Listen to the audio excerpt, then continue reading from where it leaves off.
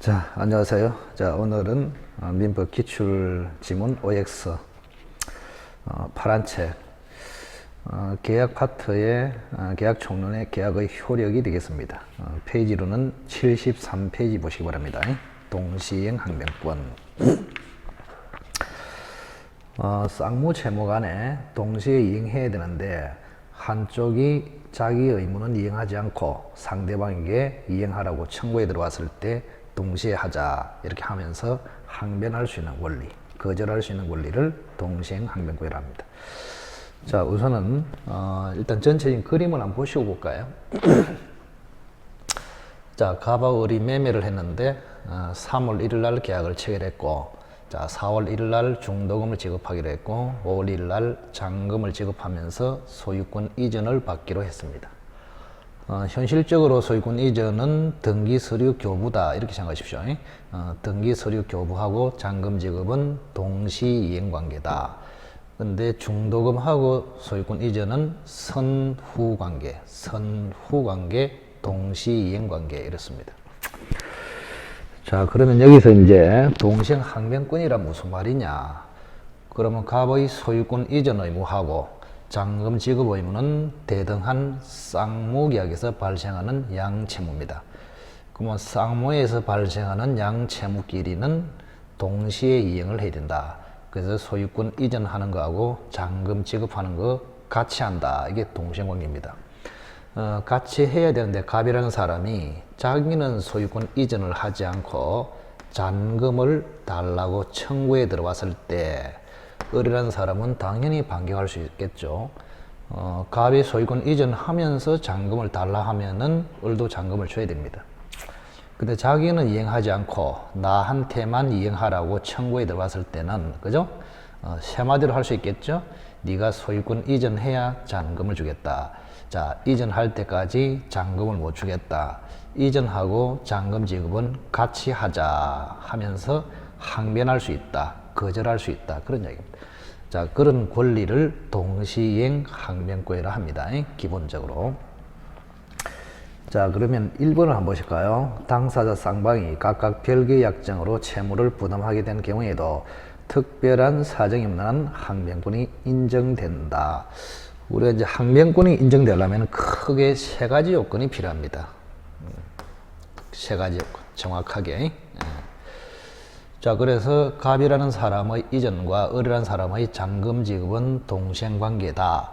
그렇게 되려 하면은 세 가지 요건이 필요하다. 자, 첫째는 동일한 쌍무계약에서 양채무가 생겨야 합니다. 동일한 쌍무계약. 쌍무계약은 양채무가 대등하다 그런 뜻이죠. 자, 같은 쌍무계약에서 발생한 양채무가 돼야 동시행관계다 그런 얘기. 두 번째는 변제기가 도래해야 된다. 변제기 도래. 자, 이게 무슨 말이냐? 자, 을이라는 사람이 항변권을 행사할 당시에 상대방 이행의 변제기도 도래해야 된다. 변제기보다는 뭐 이행기라도 해야 되겠죠. 그래서 을이 잔금에 관해서 항변권을 행사할 당시에 갑의 소유권 이전도 이행기가 도래해야 된다. 이행기가 도래했음에도 이행하지 않고 잔금을 청구해야 을은 항변에서 격퇴를 할 수 있다. 이런 이야기입니다. 그런데 이 중도금은 한번 보세요. 만약에 갑이라는 사람이 중도금을 청구에 들어왔어. 이렇게 중도금 달라.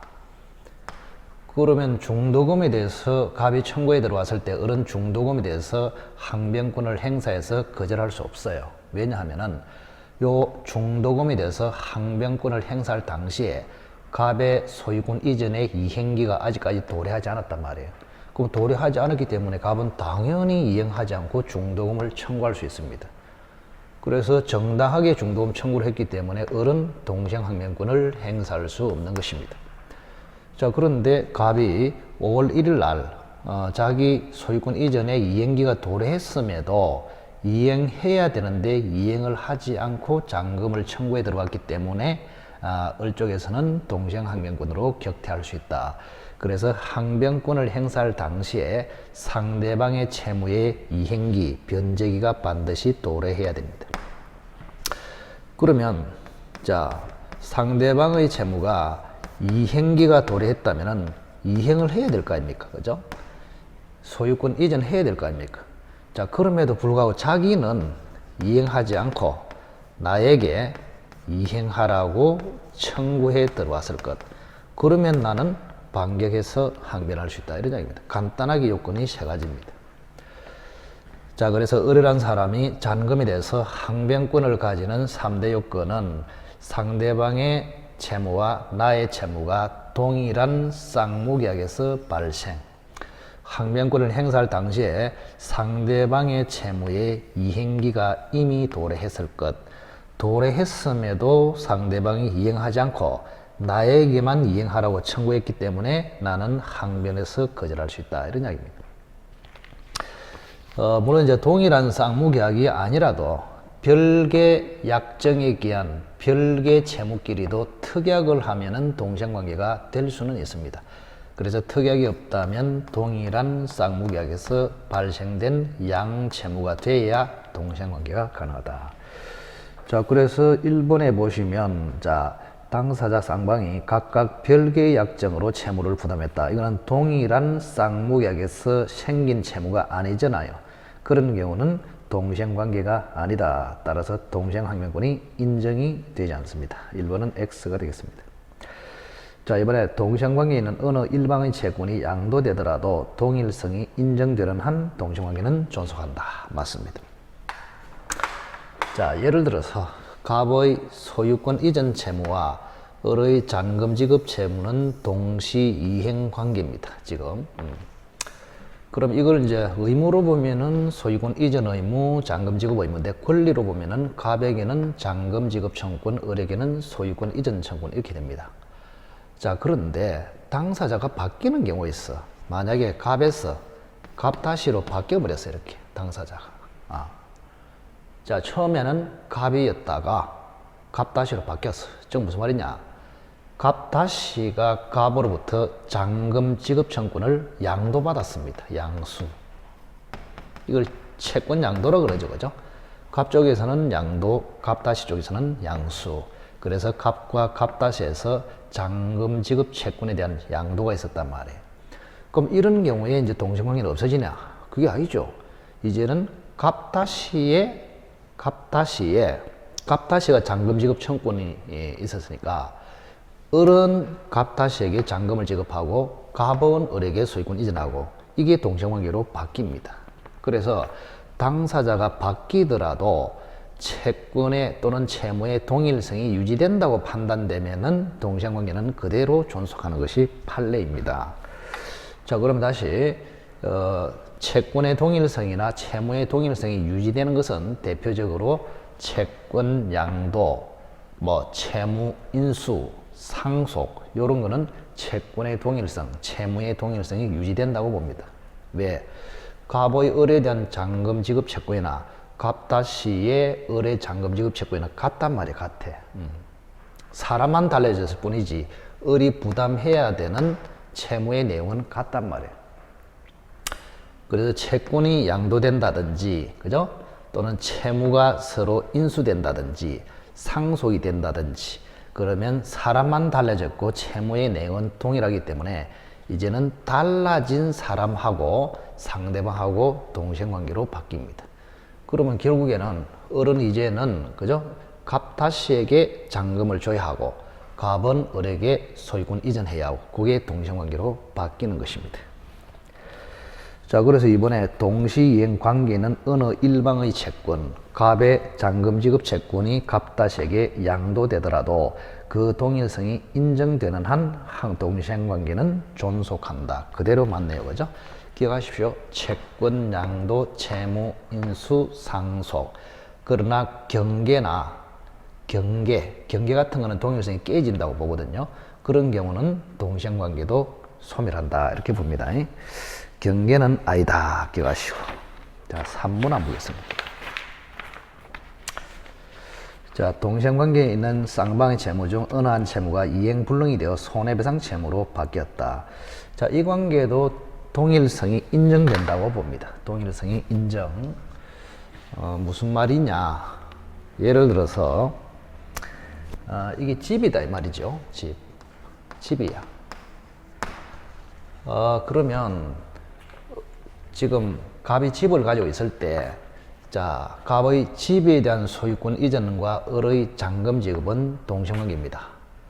그런데 갑의 귀책 사유로 집이 불타버렸어요. 이렇게 갑의 잘못으로. 그럼 갑의 잘못으로 집이 불타버리면 이행불능이 돼버리죠. 그럼 매매 후에 불능, 그것도 채무자의 귀책 사유로 불능이 됐기 때문에 요거는 채무불이행 문제라 합니다.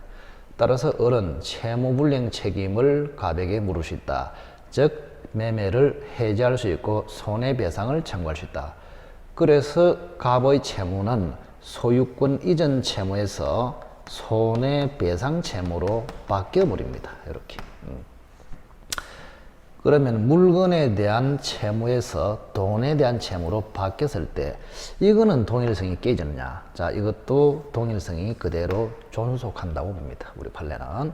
그래서 갑의 귀책 사유로 집이 불타버리면 갑의 물건에 대한 채무가 돈에 대한 배상 채무로 바뀐다.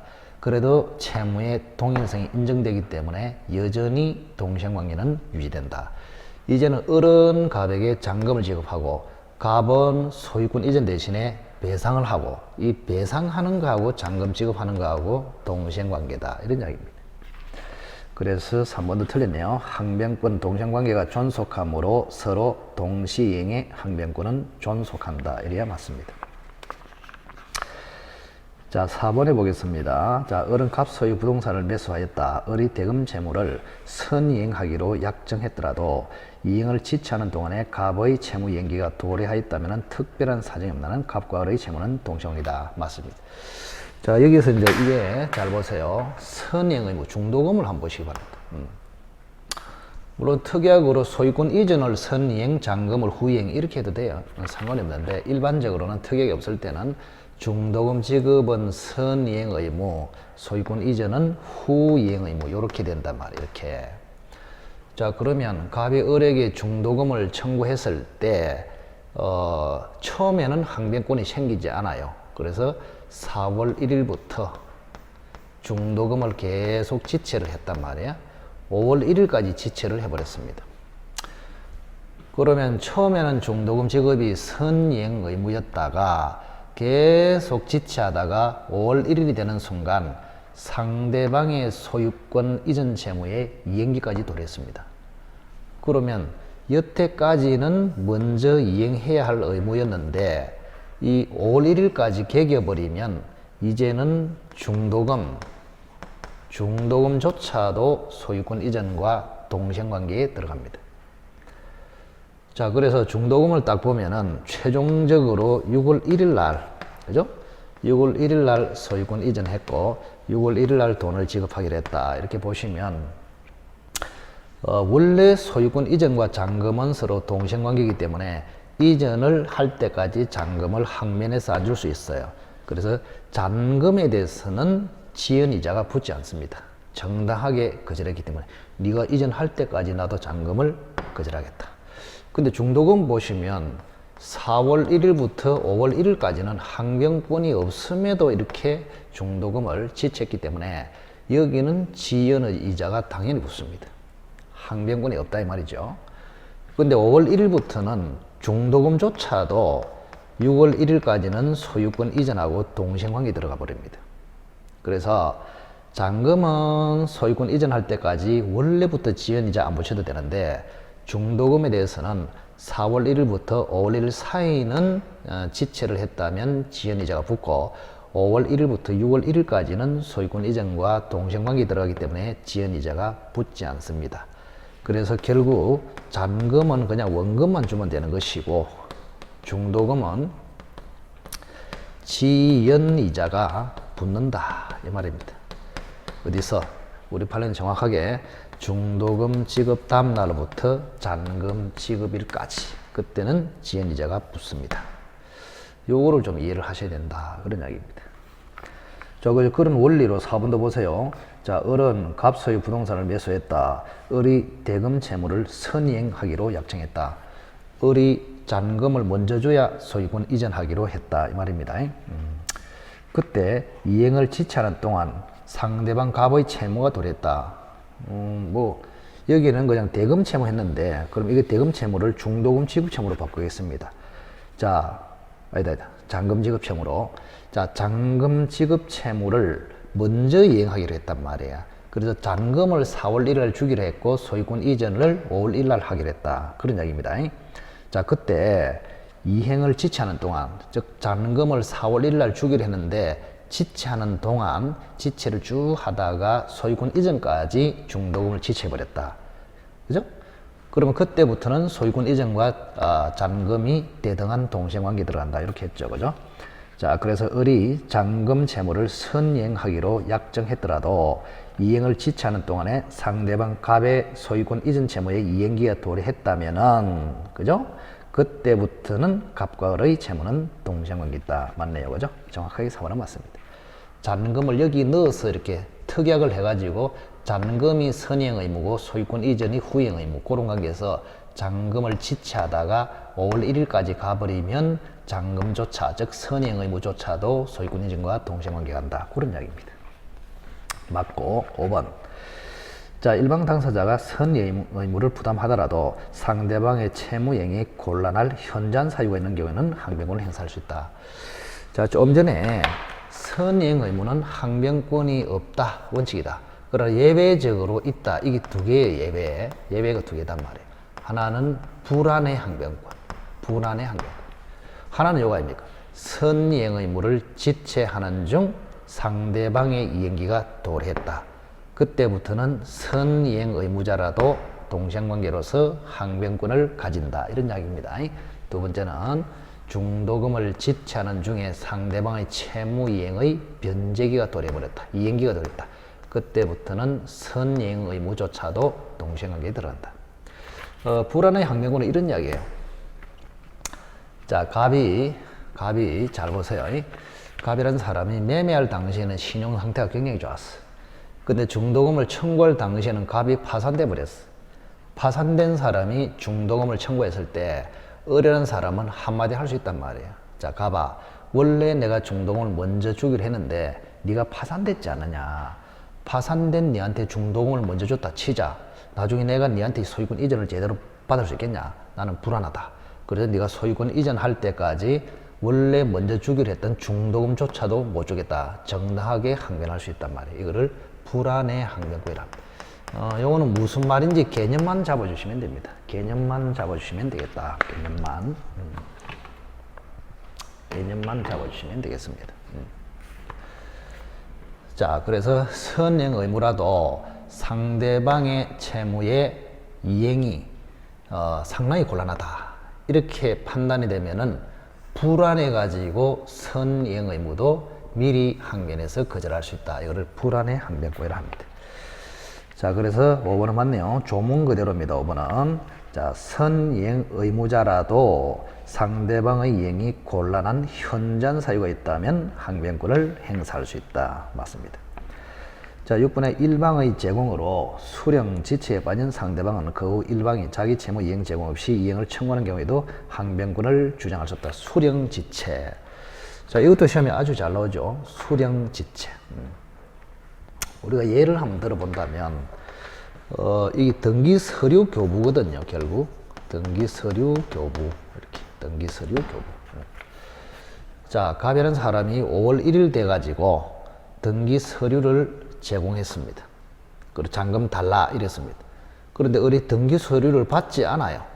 잔금을 안 주겠단 말이죠. 그죠? 수령 지체를 했단 말이에요.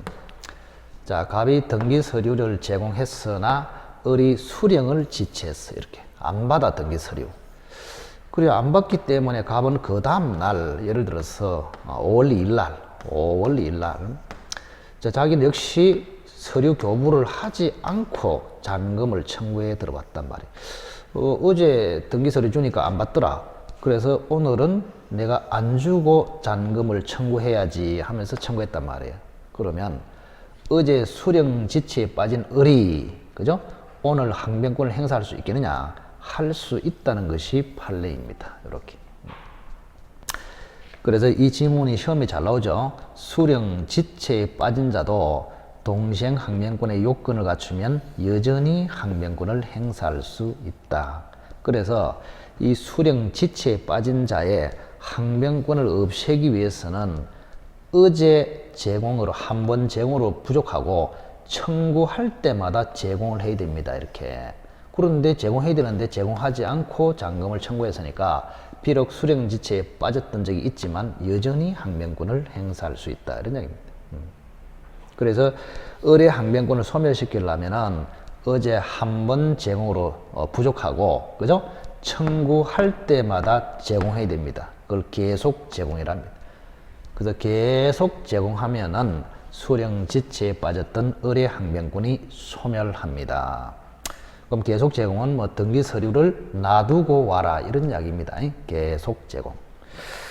자, 그래서 6번에 일방의 이행 제공으로 수령 지체에 빠진 상대방을 이야기합니다. 수령 지체에 빠진 상대방은 그 후 일방이 다시 이행 제공 없이 이행을 청구하는 경우에도 여전히 항변권을 주장할 수 있다. 이래 맞죠, 그죠?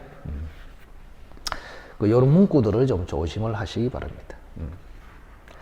수령 지체에 빠진 자라도 여전히 항변권을 행사할 수 있다. 그러면 이 사람의 항변권을 소멸시키기 위해서는 어제 한 번 제공으로 부족하고 오늘도 제공하면서 잔금을 청구해야 항변권이 소멸한다. 그런데 자기는 이전하지 않고 이행하지 않고 제공하지 않고 잔금을 청구해 들어왔다면 빠졌던 자도 여전히 항변권을 행사할 수 있다. 자, 6번은 틀렸네요. 자, 7번에 동시행 항변권 규정. 계약법의 규정은 99% 그냥 임의 규정입니다. 따라서 항변권을 배제하는 특약도 유효이다.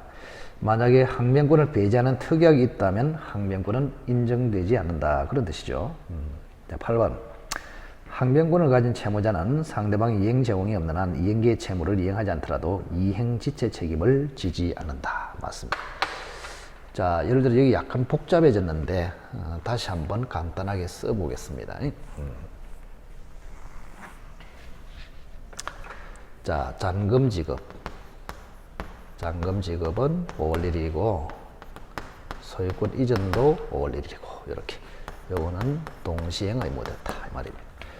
그럼 예를 들어서 갑이 자기는 소유권 이전하지 않고 5월 1일 날 잔금을 청구해 들어왔을 때 을은 항변권을 행사할 수 있다 그랬습니다. 즉 잔금을 거절할 수 있다. 그럼 항변권을 가지고 잔금을 지급하지 않으면 첫째 효과가 이행지체, 그죠? 이행지체를 면합니다. 이행지체. 이거를 이행지체 저지 기능이다. 이렇게 이행지체 저지 기능. 항변권을 가지고 정당하게 잔금을 거절했으므로 이행지체가 되지 않습니다. 그럼 이행지체가 되지 않기 때문에 지연이자를 가산할 필요가 없다. 이런 이야기입니다. 자, 그래서 8번은 맞네요. 항변권을 가진 채무자는 상대방이 이행 제공이 없는 한 이행기에 채무를 이행하지 않더라도 정당하게 이행을 안 했기 때문에 이행지체 책임을 지지 않는다. 맞습니다. 이행지체 저지 기능, 이행지체 책임 면제 기능 뭐 이렇게 불러도 되겠습니다. 그 다음에 이제 9번 9번의 경우는 매도인 갑과 매수인 을은 X 토지를 1억에 매매하기로 합의했고 을은 갑에 대해서 1억의 대여금 채권을 가지고 있다. 갑은 자신의 매매대금 채권을 자동 채권으로 하여 그죠? 을의 대여금 채권과 상계할 수 있다. 자, 상하지 못하다. 그래서 X네요. 9번은. 자, X인데 요거를 조금 이제 정규 수업 시간에 이야기를 못했죠. 그죠? 간단하게 무슨 말인지를 한번 보도록 하겠습니다. 자, 지금 갑이라는 사람은 그죠? 대금 채권이 있습니다. 대금 채권. 1억에 대한 대금 채권. 대금 채권이고. 을이라는 사람은 갑에 대해서 1억에 대한 대여금 채권이 있단 말이에요. 이렇게. 갑도 을에게 1억 받을 게 있고 을도 갑에게 1억 받을 게 있고 그럼 상계에서 없애버리면 된다 이런 이야기인데 그 함부로 상계할 수는 없는 것이죠. 그 잘 보시면 자, 대금 채권은 갑이 을에게 무조건 돈을 받을 수 있는 그런 좋은 채권이 아니에요. 갑이 소유권 이전을 해줘야 1억을 받을 수 있는 채권입니다. 즉 만약에 갑이 소유권 이전하지 않고 대금 지급 청구를 하면은 을은 항변을 할 수 있어요. 네가 소유권 이전할 때까지 나는 1억을 못 주겠다 항변할 수 있어. 그래서 이거는 을의 항변권이 붙어 있는 안 좋은 채권이에요. 근데 을의 채권은 청구만 하면 받을 수 있는 좋은 채권이죠. 요거는 굿이다, 굿. 을의 채권은 굿이고, 요거는 안 좋은 채권이단 말이야. 안 좋은 채권. 안 좋은 채권. 그러면 안 좋은 채권을 가진 사람이 좋은 채권하고 상계할 수는 없잖아요. 왜? 상대방한테 피해를 주기 때문에. 근데 좋은 채권을 가진 사람은 안 좋은 채권하고 상계해서 쌤심하면 됩니다. 그럼 이걸 표현할 때 어떻게 하냐? 자, 갑의 입장에서 이제 상계를 한다 생각해 봅시다. 갑의 입장에서. 자, 항변권이 붙은 채권을 자동 채권으로 하여 상대방의 채권과 상계할 수는 없어요. 그거를 우리는 자상하지 못하다. 이렇게 외우라 그랬습니다. 일단. 자상하지 못하다. 자, 갑이 만약에 상계를 한다면 갑의 채권을 자동 채권이라 합니다. 상계하는 사람의 채권을 자동 채권, 상계 당하는 사람의 채권을 수동 채권이라 합니다. 자, 그러면 갑이 상계한다. 그럼 항변권이 붙은 안 좋은 채권을 자기 채권으로 하여 상대방이 좋은 채권과 상계할 수는 없습니다. 그거를 항변권이 붙은 안 좋은 채권을 자동 채권, 자기 채권으로 하여 상대방의 좋은 채권과 상계하지 못한다. 자상하지 못한다. 이런 이야기입니다. 근데 을 쪽에서는 어떻습니까? 이제 안 좋은 채권이 수동 채권이 됐잖아요. 자, 을이라는 사람 쪽에서 보면은, 그죠? 좋은 채권을 가지고 상대방이 안 좋은 채권으로 상계할 수는 있습니다. 즉, 수동 채권, 안 좋은 채권을 수동 채권으로 해서는 상계할 수 있다. 이런 이야기가 아닙니까? 그걸 수상하다. 표현을 이렇게 했죠. 그죠? 그래서 이걸 제가 외우라 할 때 자상하지 못하니까 수상하다. 이렇게 외우라 했습니다. 저기 아버지 맞나? 지 아들에 대해서 자상하지 못한 거 보니까 뭔가 수상하네. 이렇게 자상하지 못하다, 수상하다. 자, 항변권이 붙은 안 좋은 채권을 자기 쪽에서 항변권이 붙은 안 좋은 채권을 가진 자가 자기 채권으로, 자동 채권으로 상대방이 좋은 채권과는 상계할 수 없어요. 근데 을의 입장에서는, 그죠? 상대방이 안 좋은 채권을 수동 채권으로 해서는 자기의 좋은 채권과 상계할 수 있어. 그래서 항변권이 붙은 채권을 자기 채권으로 해서는 상대방의 채권과 상계하지 못하고, 항변권이 붙은 채권을 수동 채권, 상대방의 채권을 해서는 자기의 좋은 채권과 상계해도 된다. 그러니까 상대방에 피해를 주면서 상계할 수는 없고 내가 희생해서 상계할 수는 있다. 그런 뜻이에요. 이게 계속 뭐 이해가 안 되는 거죠. 외울 수밖에 없죠. 자상하지 못하니까 수상하다. 이렇게. 자, 그래서 갑은 항변권이 붙은 안 좋은 채권을 자기 채권으로 하여는 상대방의 채권과 상계할 수 없다. 그런데 을의 입장에서는 항변권이 붙은 채권을 남의 채권, 상대방의 채권, 그죠? 수동 채권을 해서는 내 좋은 채권과 상계할 수 있다. 그래서 결론은 갑 쪽에서는 상계할 수 없고 을 쪽에서는 상계할 수 있다. 갑 쪽에서는 자동 채권으로 상계하지 못한다 이런 뜻이고, 을의 입장에서는 수동 채권으로, 항변권이 붙은 채권을 수동 채권으로는 상계할 수 있다. 그런 이야기입니다. 이 말이 좀 어렵게 느껴질 수도 있습니다. 근데 곰곰이 생각해 보시면 마찬가지인데 용어가 조금 힘들어요. 갑의 입장에서는 안 좋은 채권으로 상대방이 좋은 채권과 상계하지 못한다. 을의 입장에서는 자기의 좋은 채권을 가지고 상대방의 안 좋은 채권으로 상계할 수는 있다. 갑의 입장에서는 항변권이 붙은 채권을 자신의 채권, 자동 채권으로 상계하지 못하고, 을의 입장에서는, 그죠? 갑의 안 좋은 채권을 자기의 좋은 채권으로 상계할 수는 있다. 그래서 항변권이 붙은 채권을 자신의 채권으로는 상계할 수 없고 상대방한테 피해를 주니까 항변권이 붙은 채권을 상대방의 채권으로 해서 내가 희생해서 좋은 채권을 상계할 수는 있다. 그런 뜻입니다.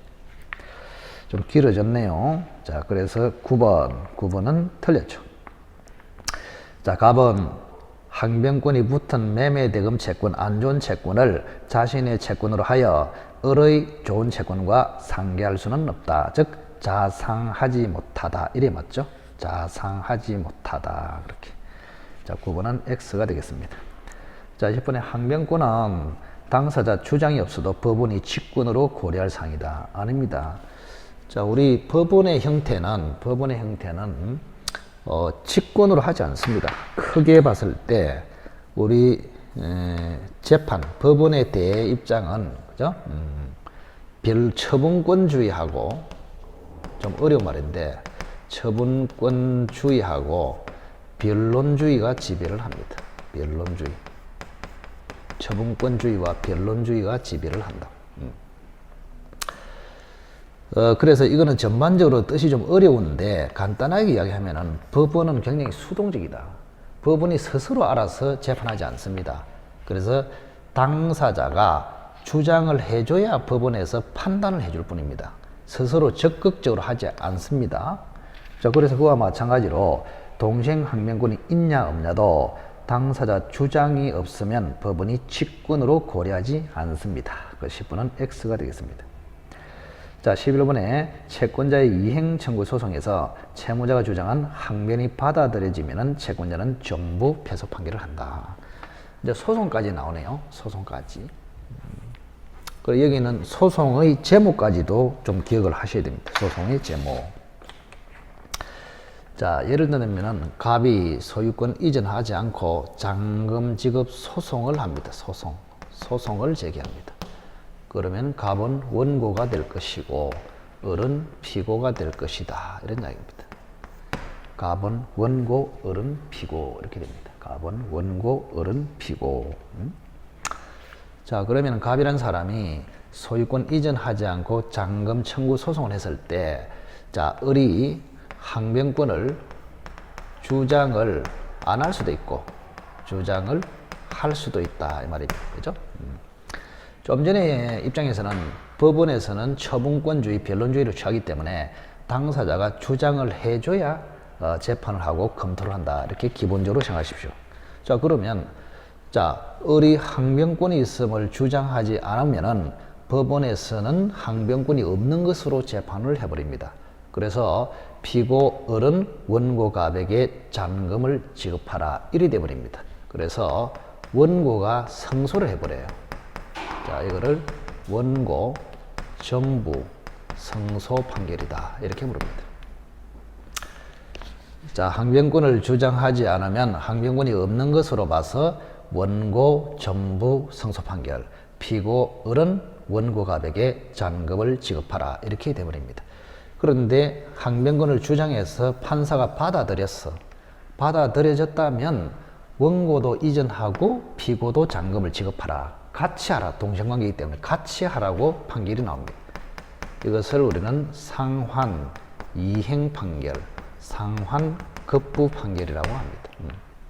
그럼 이건 누가 이겼습니까?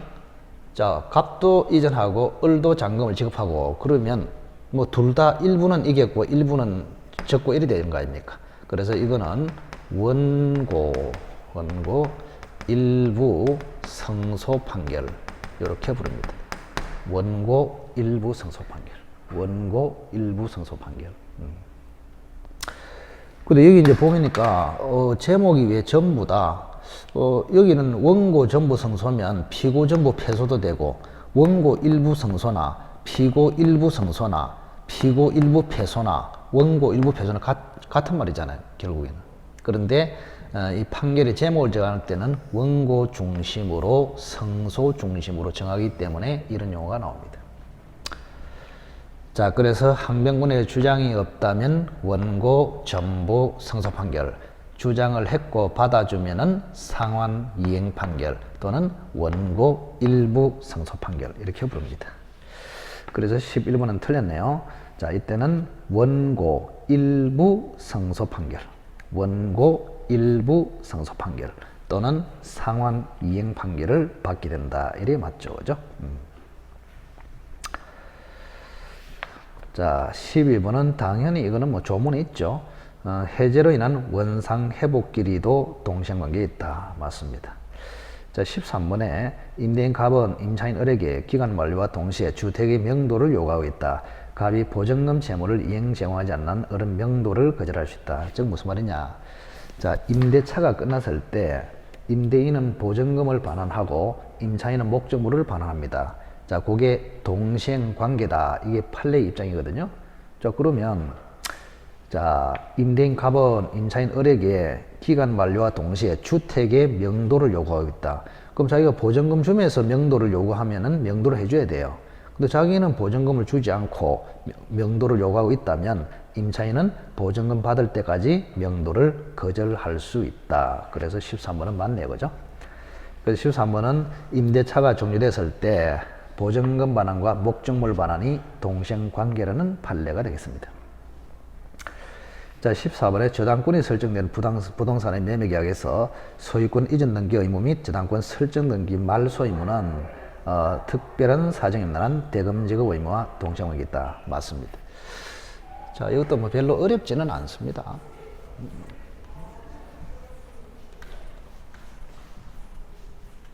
동시이행이냐 아니냐 뭐 그걸 이제 검토를 하는 것인데, 저당권이 설정된 부동산 요리 돼 있잖아요. 자, 요 토지에 A라는 사람이 돈을 빌려주고 저당권이 설정되어 있습니다. 요런 상태에서 지금 을하고 지금 1억으로 매매를 했단 말이에요. 3월 1일 이렇게. 그럼 매도인은 소유권 이전하고 매수인 을은 대금을 지급해야 되잖아요. 이게 동생관계인데, 자, 매도인이 소유권 이전한다는 말은 완전한 이전을 이야기합니다. 그러면 저당권이 있는 상태로 이전해 버리면 을이라는 사람은 저당권의 부담을 안은 채 소유권을 취득합니다. 그죠? 그러면 안 되겠죠. 따라서 갑은 완전한 소유권 이전을 해주고 을은 대금을 지급하고, 이게 동생관계이기 때문에 이거를 말소해야 됩니다.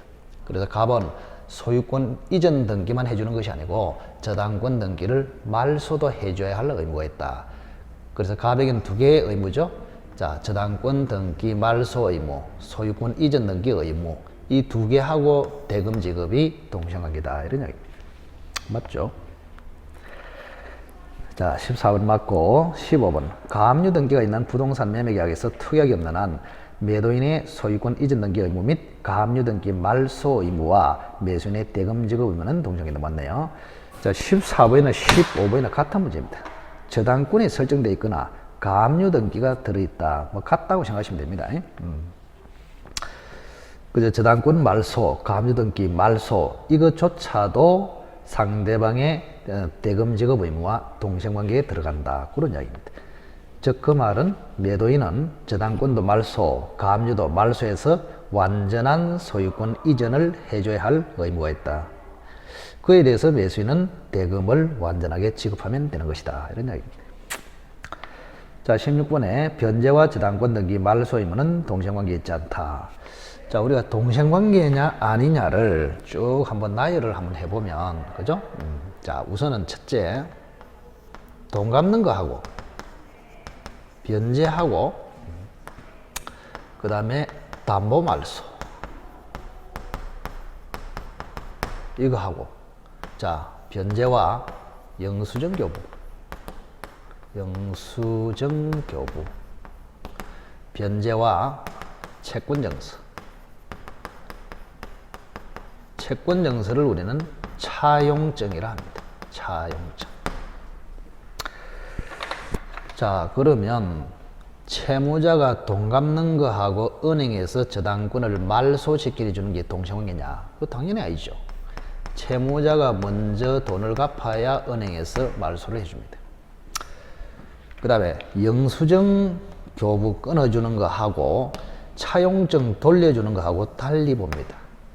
그래서 변제와 영수증 교부는 동생관계라 보는데, 요거는 역시 후이행 의무로 봅니다. 이렇게 좀 조심하시라 이 말입니다.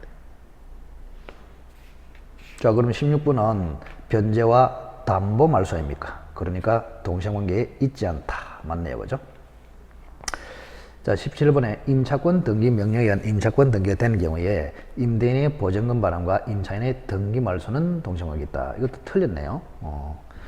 왜 그러냐 하면, 자, 우리가 두 번째, 임대인은 보증금을 반환하고, 임차인은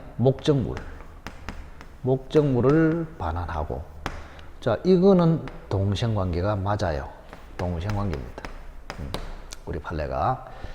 자, 임대차가 종료됐을 때 임대인은 보증금을 돌려주고 임차인은 목적물을 돌려주고, 이거는 동시행관계다. 자, 그러나 임차권이 등기되는 경우가 있거든요. 뭐 합의로 등기할 수도 있고 공동으로, 또 주택임대차보호법에 임차권 등기 명령제도로서 등기를 할 수도 있습니다. 명령제도. 어쨌든 임차권 등기가 됐다, 이런 이야기입니다. 자, 임차권이 등기가 되면은 보증금에 대한 담보 기능까지 한다. 그래서 임차권이 등기되면은, 그죠? 담보권을 설정하는 그런 역할을 하거든요. 자, 그러면 일종의 보증금은 돌려주는 것은 변제 아닙니까? 그러면 임차권 등기를 말소하는 것은 일단 담보 말소 아닙니까? 이렇게. 그래서 이때는 동시행관계가 아니고 후행입니다. 이런 이야기입니다. 자, 결론은 임대인의 보증금 반환과 임차인의 목적물 반환은 동시행관계인데, 임대인의 보증금 반환과 임차인의 임차권 등기 말소 의무는 선후 관계다. 그런 이야기입니다. 그래서 17번은 틀렸네요. 그죠? 선후 관계다. 자, 18번에 1번에 보시면 구분 소유적 공유관계를 해소하기 위해서 공유 지분권자 상환의 지분 이전 등기를 해야 한다. 이거는 동시행 관계라는 것이 판례입니다. 이거는 뭐 외워버려야 됩니다. 복잡하게 생각하지 마시고, 구분 소유적 공유 관계를 해소하기 위한 공유 지분권자 상호 간의 지분 이전 등기를 해줘야 되거든요. 그 복잡한 절차를 좀 거칩니다. 자, 이것도 동시행 관계다 기억하시고. 자, 방과후 2번은 317조 명문에 규정되어 있습니다. 자, 전세권이 소멸한 때 전세권자는 목적물 인도 및 전세 등기 말소를 해야 됩니다. 그 전체하고 설정자의 전세금 반환은 동시행 관계다. 그래서 2번도 명문의 규정으로 317조에 들어 있습니다. 규정되어 있습니다. 자, 한 번 더 보시면 전세권이 소멸한 때 전세권자는 목적물을 인도하고 전세 등기 말소를 해주고, 요거 전체하고 설정자의 전세금 반환은 동시행관계다. 자, 4번도 명문의 규정이 있죠. 가등기 담보에 있어서 채권자의 청산금 지급과 채무자 목적 부동산에 대한 본등기 및 인도 의무는 동시행관계 있다. 맞습니다. 4번도 가등기 담보법에 명문이 되어 있습니다. 채권자가, 즉 가등기 담보권자인 채권자가 청산금을 주는 거 하고, 그죠? 담보권 설정자인 채무자가 본등기 해주는 거, 목적물 인도해주는 거는 동시행관계라고 조문이 있습니다. 자, 그래서 방과후 2번도 조문에, 방과후 4번도 조문에, 1번은 판례, 3번도 판례. 그 3번이 이제 틀렸는데 정답인데 3번. 이건 몇 번 시험에 나왔네요. 그죠? 건재당 실행을 위한 경매가 무효인 경우에 낙찰자의 채무자에 대한 말소 의무와 건재당권자의 낙찰에 대한 배당금 반환 의무. 이거는 동시행관계 아니다. 자, 그게 무슨 말인지 간단히 보겠습니다. 자, 가별한 사람의 토지에 을이 돈을 빌려주고 건재당을 잡았습니다. 이렇게. 자, 그런데 을이 경매를 신청해 버렸습니다. 저 갑이 돈을 제때 안 갚으니까 을이 경매를 신청했어요. 그럼 이게 이제 낙찰이 됐단 말이에요. 낙찰이 됐습니다. 병 앞으로 낙찰이 됐습니다. 병이 소유자가 됐겠죠. 그죠? 낙찰이 됐다. 그래, 이 사람은 지금 낙찰 대금을 법원에 납부하고 자기 앞으로 소유권 이전 등기까지 했습니다. 이렇게. 그럼 을은 당연히 병이 납부한 대금 중에서 먼저 을이 뭐요? 배당을 받았겠죠. 그죠? 이렇게. 자, 그래서 을이 갑한테 돈 빌려주고 갑의 토지에 건재당을 잡았는데 갑이 돈을 갚지 않자 을이 경매를 신청해서 병이 낙찰이 됐다. 그런데 나중에 조사를 해보니까 이 경매가 무효더란 말이에요. 그럼 경매가 무효가 되면은 원상으로 복구해 줘야 됩니다. 원상으로 복구. 즉 을은 배당금을 돌려주고 병은 말소해서 원래 주인에게 등기를 돌려줘야 됩니다. 그러면 을이 배당금 반환하는 거하고 병이 말소를 하는 거하고 이게 동시행 관계냐? 이게 아니다 이 말입니다. 동시행 관계가 되려면은 상대방이 동일해야 되죠. 갑한테는 을, 을한테는 갑 이렇게 돼야 동시행 관계단 말이에요. 일단 자 그러면 잘 보시면 이 을이라는 사람이 배당금을 반환해야 할 상대방은 병이에요. 병에게 반환하면 돼요. 근데 병이 말소를 해야 되는 것은 을한테 말소한다. 그러면 이제 상대방이 일치하기 때문에 그때는 동시행관계입니다. 근데 말소는 갑에게 말소를 해줘야 됩니다. 원래 주인한테 이렇게. 그래서 병의 갑에 대한 말소 의무와 을의 병에 대한 반환 의무가 동시행관계냐? 아니다. 이행해야 할 상대방이 달라지기 때문에 동시행관계가 깨집니다. 조심하시기 바랍니다. 자, 을의 반환은 병한테, 을의 반환은 병한테. 병이 처음에 돈 냈잖아요. 그죠? 그리고 병의 말소는 갑에게. 그래서 반환 의무의 상대방은 병, 말소 의무의 상대방은 갑. 이리 되기 때문에 동시행관계가 되지 않습니다. 그래서 18번은 3번이 X가 되겠습니다. 3번이 X. 그렇게 판단하시면 되겠습니다. 자, 여기까지 하고 좀 쉬었다가 연속하도록 하겠습니다.